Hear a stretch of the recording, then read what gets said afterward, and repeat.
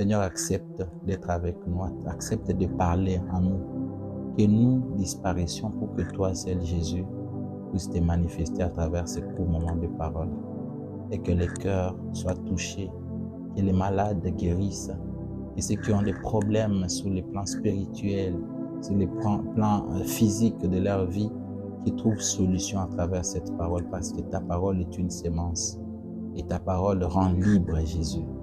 Voilà pourquoi nous te demandons d'être avec nous pendant les moments que nous allons passer cette émission. Jésus, viens parler avec ton peuple.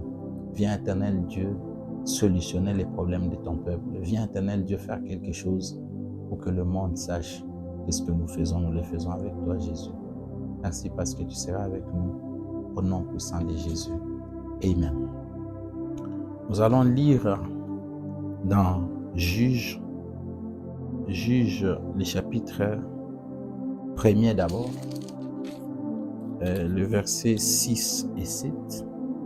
Et puis nous allons lire dans Juge, le chapitre 2e, le verset 15, verset 14 à 15. Je lis au nom de Jésus-Christ de Nazareth.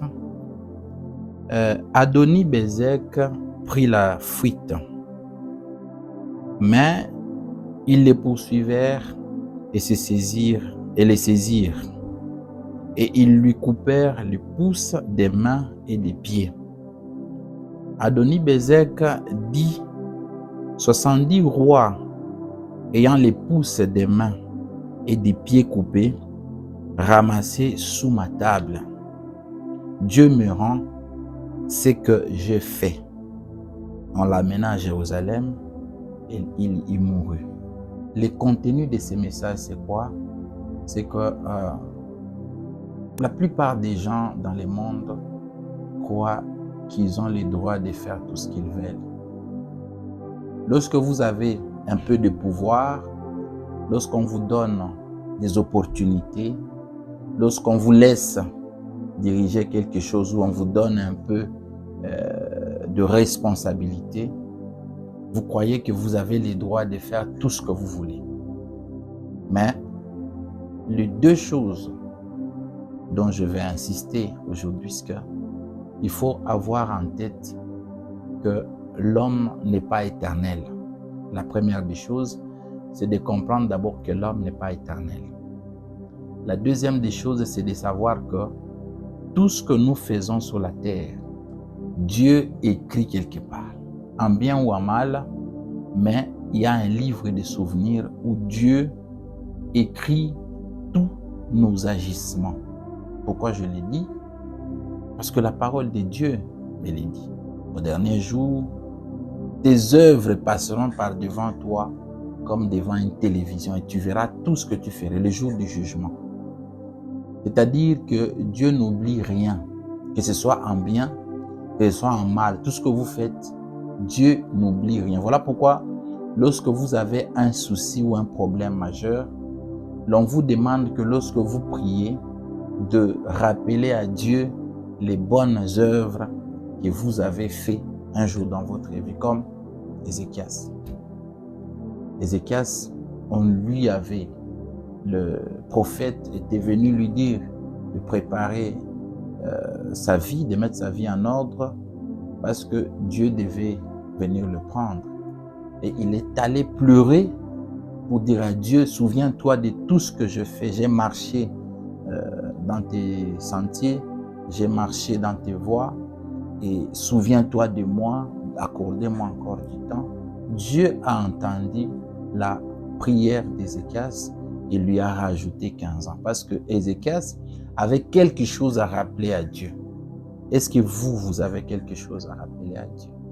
Est-ce que votre comportement, la manière dont vous vous comportez, dont vous vivez, l'égoïsme qui vous caractérise, vous êtes trop gâté dans ce que vous faites, vous croyez que vous avez la facilité de faire tout ce que vous voulez? Non. Si dans la vie vous avez des facilités, c'est la grâce, c'est une grâce de Dieu. Si vous avez marché, vous avez trouvé que vos parents s'étaient battus pour vous laisser un avenir meilleur, un avenir radieux, C'est une grâce. Il y en a qui sont venus sur la terre, leurs parents n'ont même pas quoi les vêtir. Ils n'ont rien pour leur donner à manger. Vous ne pouvez pas vous enorgueillir parce que vous avez trouvé quelque chose. Vous devez, à un certain moment, comprendre que peut-être que Dieu vous a favorisé pour que vous soyez un pont ou pour que vous soyez une bénédiction, une source de bénédiction pour d'autres personnes. Il faut souvent comprendre le langage de Dieu. Dieu ne fait rien au hasard. Et nous sommes comme des instruments. Dieu nous utilise. Il faut juste comprendre le langage de Dieu pour comprendre à quelle hauteur ou à quelle dimension Dieu veut nous utiliser. Parce que lorsque nous comprenons le langage de Dieu, il est facile de marcher dans la voie de l'Éternel et d'accomplir sa mission sur la terre. Mais souvent nous tournons à rond parce que nous ne comprenons pas d'abord quelle est notre mission sur cette terre. Pourquoi Dieu nous a créés? C'est la question que les philosophes s'est posée, mais moi je recommande à tout enfant de Dieu de se poser aussi cette question parce que aussi facile vous y répondrez, aussi facile vous trouverez la voie pour avancer et aller vers votre destinée glorieuse. Mais lorsque vous ne savez pas pourquoi vous avez été créé, quel est l'objectif pour lequel Dieu vous a créé sur cette terre, il est difficile pour vous d'arriver aux dimensions dans lesquelles Dieu vous attend. C'est un peu difficile. Alors, tout ça pour dire quoi? Que vous devez comprendre d'abord pourquoi vous avez été créé et vous devez utiliser de la meilleure manière les opportunités que Dieu vous donne. Dieu ne vous donnera jamais des opportunités pour que vous soyez des pierres d'achoppement ou des objets de scandale ou des objets de tourment des personnes qui sont autour de vous. Dieu, lorsqu'il vous donne une mission, il vous donne une vision et il vous provisionne pour cette vision-là, il a toujours un objectif précis qu'il veut accomplir.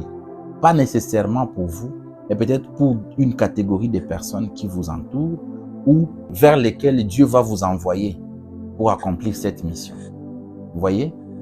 Voyez-vous, vous devez comprendre votre place dans l'univers. Vous devez comprendre quelle est votre place dans l'univers, pourquoi Dieu vous a créé et utiliser de la manière, la bonne manière, disons, de la manière la plus parfaite, l'opportunité que Dieu vous donne sur la terre. Parce que chaque fois que vous bousillez vos opportunités, sachez d'abord que vous passez à côté de la volonté de Dieu, mais deuxièmement, Dieu peut vous frapper aussi sur la terre, parce que tout se paye ici-bas. Vous ne quitterez pas la terre sans pour autant payer toutes les fautes que vous avez commises. Vous devez voir et comprendre que ça n'était pas bon, ça c'était pas bon, ça c'était bon, et Dieu doit vous montrer que vous avez marché soit dans ce sentier où vous vous êtes perverti.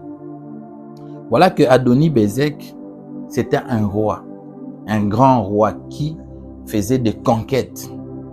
Et lorsqu'il faisait des conquêtes, qu'est-ce qu'il faisait? Pour se satisfaire, il prenait en captivité des rois, il les coupait les pouces des mains et des pieds, et puis il les laissait dans sa cour, et ces gens commençaient à donc devenir comme ses esclaves qui devaient ramasser sous sa table. Donc ceux qui étaient des rois ailleurs, au lieu de sauvegarder leur dignité, même quand vous les prenez en captivité, vous devez reconnaître, parce que ce que vous faites aux autres, sachez que vous êtes pour autant humains comme ces gens-là. Sachez que vous êtes pour autant des humains comme les gens que vous traitez en mal. Et la roue peut toujours tourner. La place que vous occupez, quelqu'un d'autre peut occuper cette place et vous vous retrouvez de l'autre côté de la barre. Voilà pourquoi même quand les juges sont en train de juger leurs semblables, on dit, vous jugez vos semblables et vous devez les juger comme si vous étiez vous-même en face d'un juge. Parce que ça peut tourner, que vous vous retrouvez vous aussi à la place des justiciables Et alors, la même loi, le même châtiment que vous êtes en train de prononcer pour les autres, va se prononcer sur vous aussi. Adoni-Bézek, pendant qu'il régnait, il ne savait pas qu'un jour, il pouvait aussi être capturé et on lui rendrait l'appareil et on lui ferait ce que lui aussi fait aux autres. Il a dit plus de 70 rois. Il les a coupés les pouces des pieds et des mains et il les a laissés dans sa cour pour qu'ils ramassent sous sa table.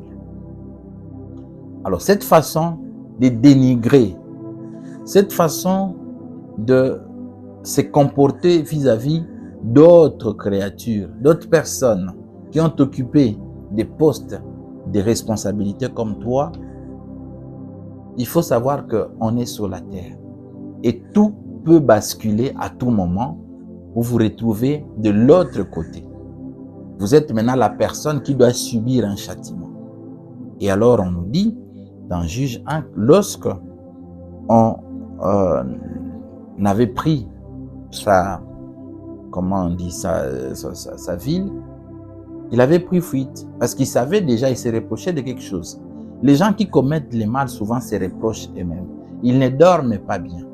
Ils n'ont même pas de temps de paix.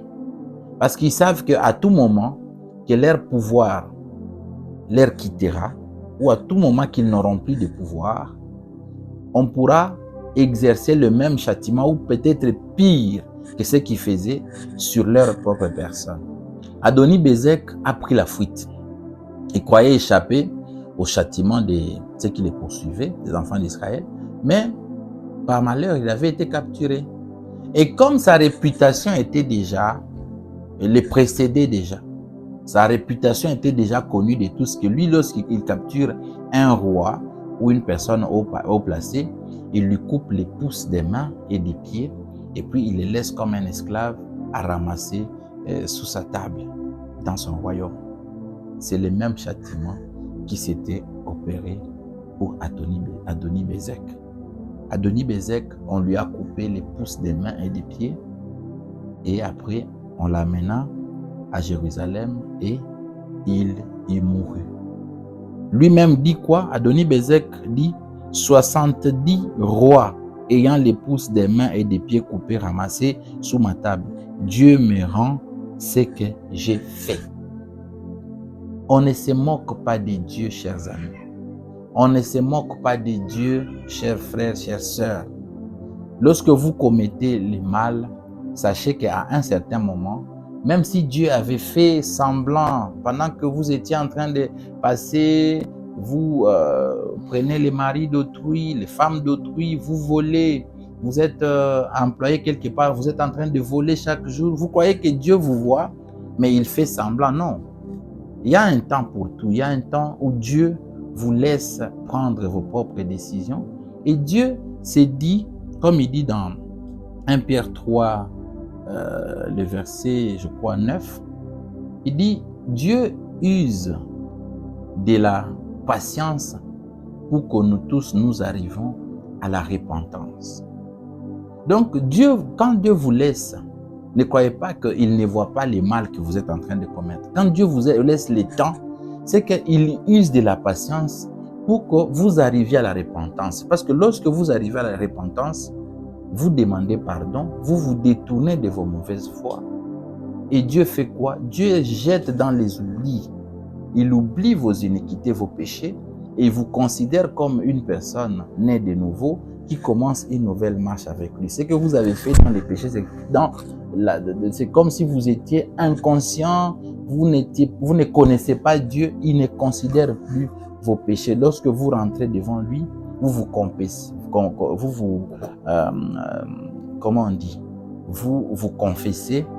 et vous commencez une nouvelle vie avec Jésus. Jésus, vous devenez une nouvelle créature en Jésus. Mais lorsque vous vous entêtez, vous ne voulez pas vous détourner de vos mauvaises voies. Voilà, la conséquence, c'est sur la terre. Vous devez subir la conséquence de vos actes. Comme Adoni-Bézek, il s'est donné le luxe de toujours couper les pouces et les mains et les pieds d'autres rois. Mais le jour où c'était arrivé à lui, il a subi le même châtiment. Et lui-même a reconnu que Dieu m'a rendu, Dieu me rend ce que j'ai fait. N'attendez pas que la colère de Dieu s'irrite contre vous. N'attendez pas que Dieu décide de vous faire subir ce que vous faites aux autres. Parce que la colère de Dieu, Dieu est souverain et il finit toujours par remettre les choses dans l'ordre. Dieu n'est pas si méchant que ça, parce que lorsque vous reconnaissez vos torts et que vous vous tournez vers lui, il oublie directement vos péchés et vous naissez de nouveau, vous commencez une nouvelle vie avec lui et tout ce que vous devriez avoir dans votre vie, vous pouvez l'avoir parce que vous êtes une nouvelle créature avec Jésus. Mais lorsque vous vous entêtez, vous endurcissez votre cœur comme ce que Pharaon avait fait devant les enfants d'Égypte, devant Moïse. Il a fini par perdre son fils pour comprendre que la chose était sérieuse parce qu'il voulait juste endurcir son cœur. Et voilà qu'aujourd'hui, on est en train de vous parler de Jésus. Voilà qu'aujourd'hui, on est en train de vous dire partout, vous allez à l'église, vous montez dans un bus, on vous prêche. Vous êtes à la maison, à la télé, on vous prêche. Vous êtes en train de naviguer sur votre téléphone. Vous voyez Benjamin Cruz en train de prêcher. Dieu veut que vous vous détourniez de vos mauvaises voies. Si vous ne voulez pas vous détourner de vos mauvaises voies, sachez que Dieu finit toujours par châtier. Le châtiment de Dieu est proche. Si vous ne vous détournez pas de vos mauvaises voies, sachez que le châtiment de Dieu est proche. Et Dieu finit toujours par rétablir de l'ordre. Dieu finit toujours par nous rendre selon ce que nous avons fait. Parce que nous récoltons toujours ce que nous sémons. Il est encore grand temps, cher ami, de retourner sur la bonne voie.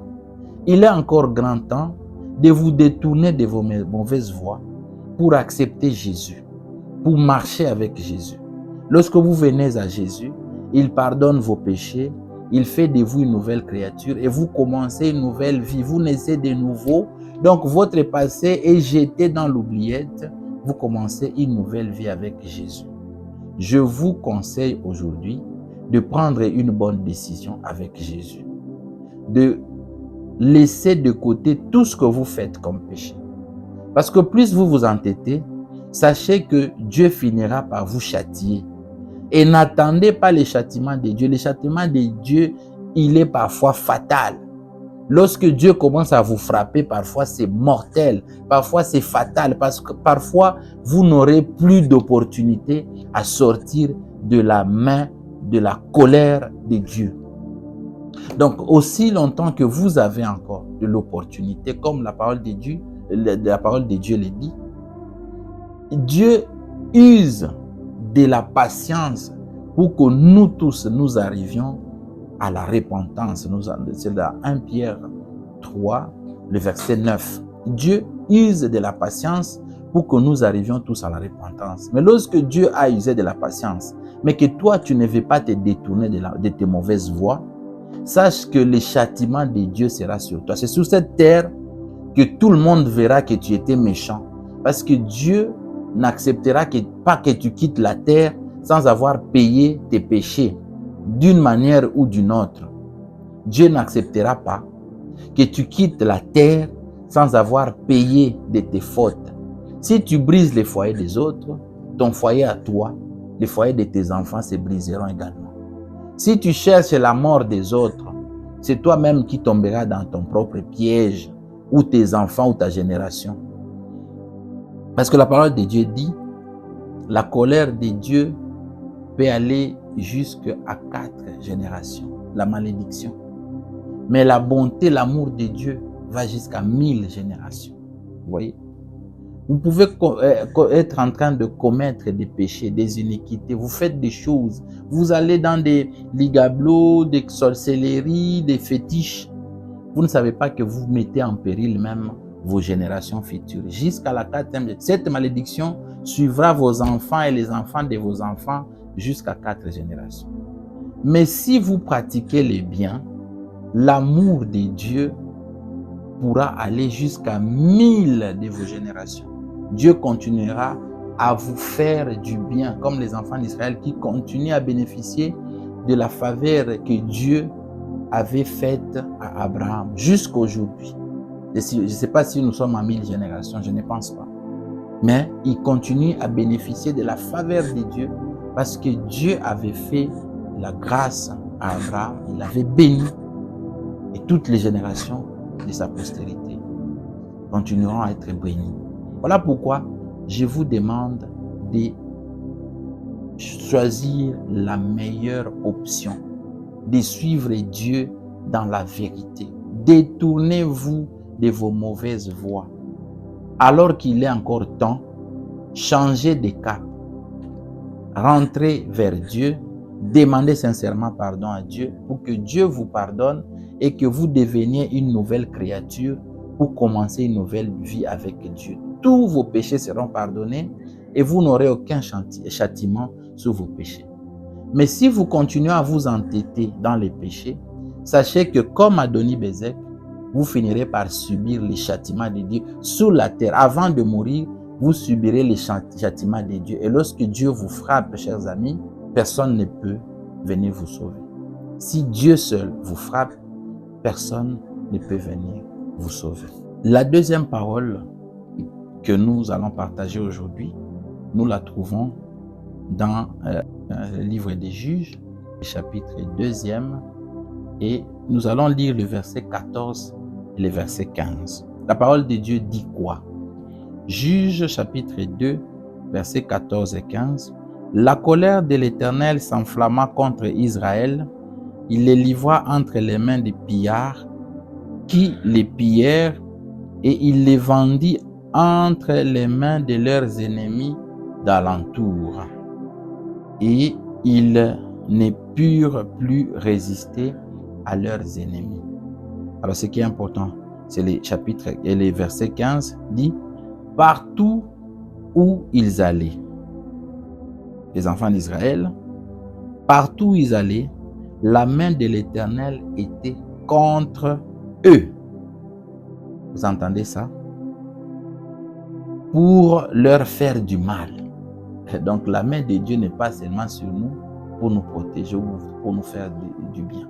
Parfois la main de Dieu peut être contre nous pour nous faire du mal. Pourquoi? Comme l'Éternel l'avait dit, comme l'Éternel leur avait juré, ils furent ainsi dans une grande détresse. Pourquoi Dieu devait punir les enfants d'Israël? Et sa main devait être contre ces enfants d'Israël pour leur faire du mal. C'est parce que les enfants d'Israël s'étaient détournés de la parole de Dieu. Parce que la parole, si je lis bien les chapitres 2 de ce livre des Juges, durant toute la vie de Josué, Dieu avait fait du bien aux enfants d'Israël parce qu'ils étaient en train de respecter sa parole. C'est Dieu qui les avait amenés de l'Égypte pour qu'ils dominent les pays de Canaan, là où Dieu les avait promis qu'il les donnerait en possession cette terre. Et lorsqu'ils arrivèrent là-bas, pendant le règne de Josué, ils respectaient les principes. Ils ne se détournaient pas de la face de l'Éternel. Ils ne se prostituaient pas en allant adorer d'autres dieux des autres nations étrangères qu'ils avaient trouvées dans cette terre-là. Et Dieu les avait protégés, Dieu les avait bénis, Dieu les avait accompagnés. Dieu était avec eux jusqu'à la mort de Josué. Et tous ceux qui étaient dans les staffs de Josué aussi continuaient sous la même lancée. Ils ont continué à adorer, à respecter Dieu et à pratiquer la vérité. Dieu a continué à les protéger et à faire en sorte qu'ils dominent, qu'ils continuent à rester dans la domination. Mais il s'éleva après tous ceux qui ont été avec Josué, après sa mort et les autres là, il s'éleva une autre génération qui ne connaissait plus la bonne histoire, qui ne connaissait plus la vraie histoire. Ces enfants qui s'étaient détournés de la face de Dieu pour commettre l'iniquité. Et ici, la colère de Dieu s'enflamma contre Israël. Il les livra entre les mains des pillards qui les pillèrent et il les vendit entre les mains de leurs ennemis d'alentour et ils ne purent plus résister à leurs ennemis. On dit, partout où ils allaient, la main de l'Éternel était contre eux pour leur faire du mal. Il ne faut pas blaguer avec Dieu. Cette parole, tout ce qui avait été écrit dans la Bible avait été écrit pour nous servir de témoignage. Toutes les histoires qui sont écrites dans la Bible, ce sont des modèles parce que Dieu ne change pas. Dieu reste Dieu, hier, aujourd'hui et éternel. Ces principes sont les mêmes. Si vous respectez, vous obéissez à l'Éternel, vous observez ses voies, la bénédiction sera votre partage, la faveur de Dieu vous accompagnera partout où vous serez. Mais si vous n'obéissez point, si vous commettez l'iniquité, si vous vous détournez de la voie de l'Éternel, si vous vous prenez pour des pombas, des intouchables, des inconscients devant l'Éternel, l'Éternel finit toujours par restaurer l'équilibre. Il finit toujours à manifester sa grandeur, sa puissance. Il finit toujours par restaurer sa place entre les peuples, entre les nations, en montrant que vous n'êtes rien, nous ne sommes rien, et c'est lui qui est tout. Et lorsque nous refusons de suivre ses voies, nous nous exposons toujours à une certaine malédiction, nous nous exposons toujours à un certain danger. Ne croyez pas que lorsque Dieu vous bénit, il vous bénit pour que vous soyez égoïste. Ne croyez pas que lorsque Dieu ne vous calcule pas, c'est qu'il ne voit pas ce que vous êtes en train de faire. Chacun a une alliance avec son Dieu, comme les enfants d'Israël avaient une alliance avec leur Dieu. Et il s'est levé maintenant une génération de pervers, des gens qui ne voulaient plus observer les voies de leur Père, de ceux qui ont marché avant eux. Et que fait l'Éternel quand il voit que vous vous détournez de lui? Vous croyez que vous êtes plus fort? Non, nous sommes des créatures. Nous ne sommes rien sans Dieu. Nous ne pouvons rien sans lui. Il nous a créés, oui, mais il suit tous nos mouvements. Il sait par où il peut nous prendre et par un simple coup, nous sommes KO par terre. Donc, ce n'est pas nécessaire de marcher sous la terre comme si nous étions des hommes forts, comme si nous méprisions l'existence même du Créateur, comme si nous devenons des puissants. Nous ne sommes rien, absolument rien devant Dieu. Et Dieu a la capacité même de nous faire du mal. On dit ici, partout où ils allaient, la main de l'Éternel était contre eux pour leur faire du mal. Donc, plus nous nous pervertissons, plus Dieu aussi a la capacité de nous faire du mal. Parce que nous avons toujours tendance à dire que la main de l'Éternel n'est pas courte pour bénir, tout ça, mais ce sont nos péchés qui nous éloignent de lui.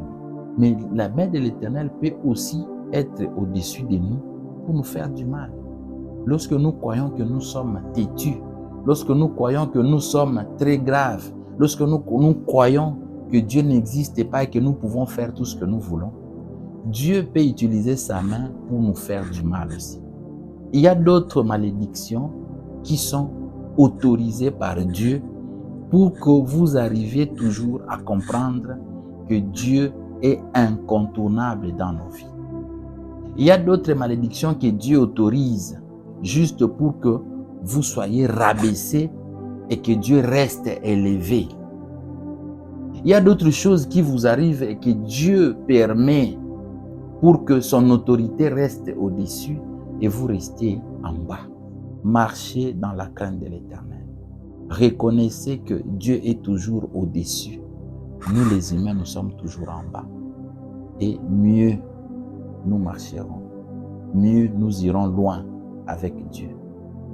Mais lorsque nous commençons à montrer que nous devenons plus importants que même les créateurs, même plus que celui qui nous a créés, à un certain moment, Dieu autorise à ce que des choses arrivent dans nos vies pour que nous comprenions sa place. Dieu peut autoriser même des malédictions qui te frappent pour que tu comprennes seulement que tu n'es rien, absolument rien, rien du tout dans ta vie. Soyez humble. Ne croyez pas que parce que vous avez été béni, vous accédez à un certain niveau de dignité, vous devenez important dans la vie. Non. Restez sous l'abri du Très-Haut. Restez sous l'abri de Dieu pour continuer à bénéficier de la faveur de Dieu. Parce que aussi longtemps que vous vous exposez, vous commencez à croire que vous devenez intouchable et que Dieu même n'a plus de mots à dire sur vous. Lorsque la colère de Dieu s'abattra sur vous, cher ami, vous n'aurez pas un endroit où fuir la colère de Dieu. La colère d'un homme, vous pouvez la fuir quelque part. Vous pouvez même aller chez Dieu, vous fouillez la colère d'un homme. Vous dites à Dieu que cette personne-là veut me faire du mal. Et Dieu vous protégera.